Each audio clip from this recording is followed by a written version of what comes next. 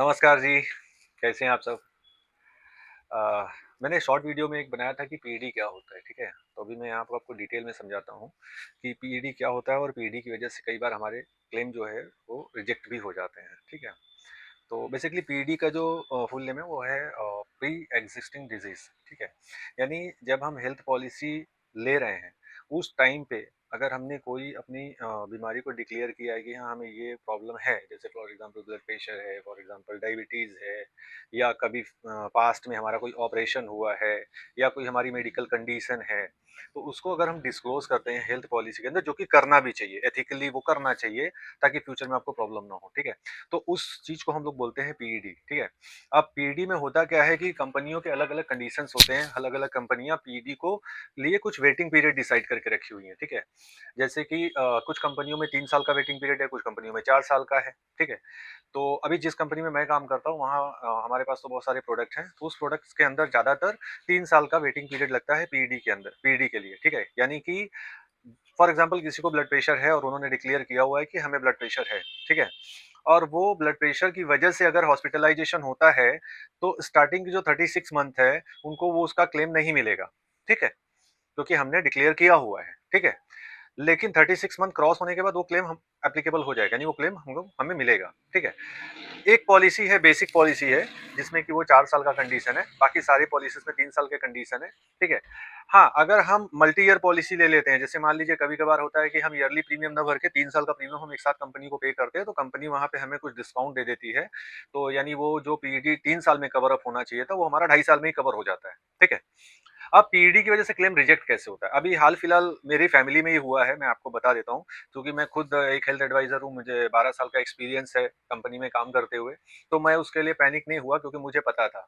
लेकिन अगर ये घटना किसी और के साथ होता, किसी नॉर्मल कस्टमर के साथ होता ना, तो शायद वो बहुत पैनिक हो जाता। क्या हुआ था लास्ट दिसंबर में मेरे फादर को पैरालाइज़ अटैक आया था, जो कि ब्लड प्रेशर की वजह से हुआ था। एक ब्रेन हैमरेज हुआ ब्लड प्रेशर की वजह से, क्योंकि वो बीपी की गोली पहले से खाते थे।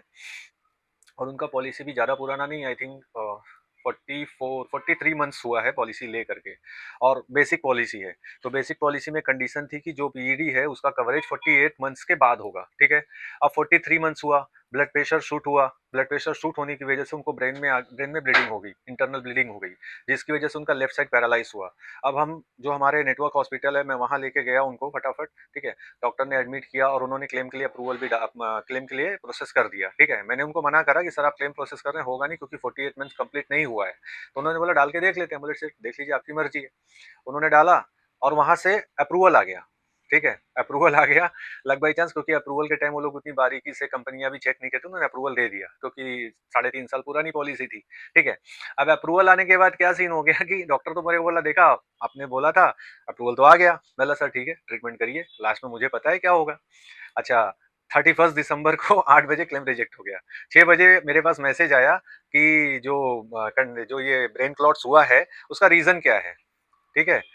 तो उन्होंने रीज़न भेज दिया कि बीपी की वजह से हुआ है, तो बस क्लेम रिजेक्ट हो गया, क्योंकि हमारे पॉलिसी के अंदर तो पहले ही कंडीशन था कि 48 मंथ्स में वो कवर होगा, और 48 मंथ्स हुआ नहीं था, 43 मंथ्स हुआ था। क्लेम रिजेक्ट हो गया, सारा का सारा पेमेंट तो मैं रेडी किया था, मैंने पेमेंट कर दिया, डॉक्टर को बोला भी, सर को मैंने आपको बोला था।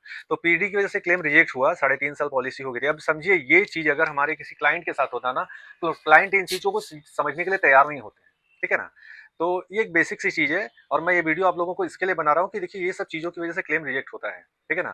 और भी बहुत सारे रीजंस होते हैं क्लेम रिजेक्ट होने के, ठीक है? मैं एक-एक स्टेप बाय स्टेप आपको वीडियो बनाते रहूँगा और आप लोग समझते रहिएगा कि क्लेम रिजेक्ट होता क्यों है, ठीक है? दूसरा एक रिक्वेस्ट है आप लोगों से, जब भी आपने पॉलिसी ली हुई है या पॉलिसी लेने वाले हैं, ठीक है ना?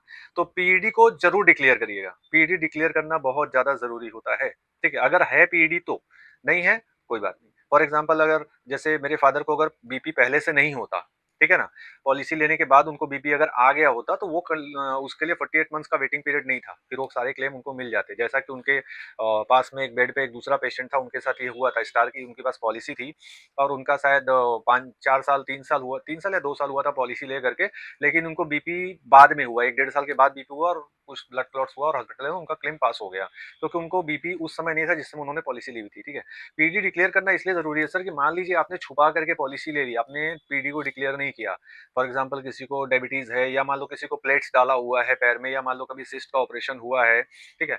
और आपने समझो छुपा दिया कि चलो जाने दो 3 साल का वेटिंग है, कौन ये करेगा, हमने छुपा के पॉलिसी ले ली, ठीक? अब हुआ क्या हमने 8-10 साल पैसे भरे, 10 साल के बाद अभी एडमिशन आ गया, अब वहाँ हॉस्पिटल में ना हम डॉक्टर के सामने ना झूठ नहीं बोल सकते क्योंकि डॉक्टर हिस्ट्री लेता है, ठीक है? अब डॉक्टर पूछेगा ये सिस्ट आपको पहले भी हुआ था क्या? या ये प्लेट्स आपने कब डाला था? तो आप बोलोगे सर एक 15-16 साल पहले ऐसा-ऐसा हुआ था। बताना तो पड़ेगा, डॉक्टर से हम झूठ नहीं बोल सकते। अब डॉक्टर क्या करेगा हिस्ट्री में उसको लिख देगा और वही जो है पेपर आगे कंपनी को जाता है। बस वहीं पे काम सारा खराब हो जाता है क्योंकि आपने पॉलिसी ली 10 साल पहले और आपका ये कंडीशन 15 साल पुराना है। काम हो गया। डॉक्टर के पास पेपर गया, डॉक्टर ने सीधा वहाँ पे भेज दिया।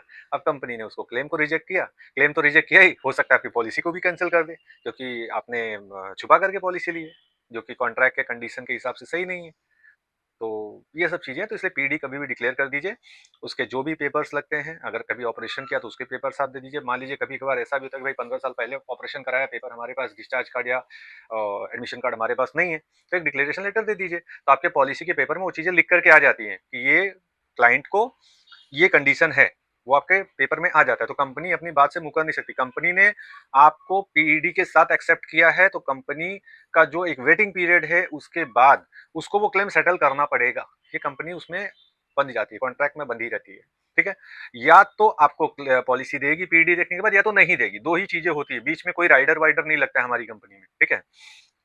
आपने पीडी डिक्लेयर किया कि हाँ हमें ये प्रॉब्लम हमें हुआ था 10 साल 15 साल पहले, हमारे पास ये पेपर है, पेपर नहीं तो आप डिक्लेरेशन लेटर दीजिए कि हमें ये प्रॉब्लम हुआ था, ठीक है?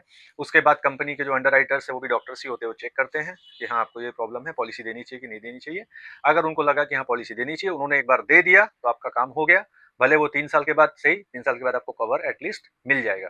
और अगर पॉलिसी नहीं दी तो बात ही अलग है। बहुत बार ऐसे होते हैं पॉलिसीज, पार्किंसन डिजीज है, पैरालाइज अटैक है, इसमें वो पॉलिसी नहीं मिलती, किसी को पैरालाइज आया हुआ है, क्रॉनिक किडनी डिजीज है, सीकेडी बोलते हैं उसको, अगर वो है आपको, आपको कोई कंपनी पॉलिसी नहीं देगी। तो डिक्लेयर करके लीजिए, ठीक है? ओके, आज के लिए इतना ही। नेक्स्ट वीडियो में फिर और आगे और अच्छी अच्छी बातें करेंगे, ठीक है? Thank you very much, have a good day.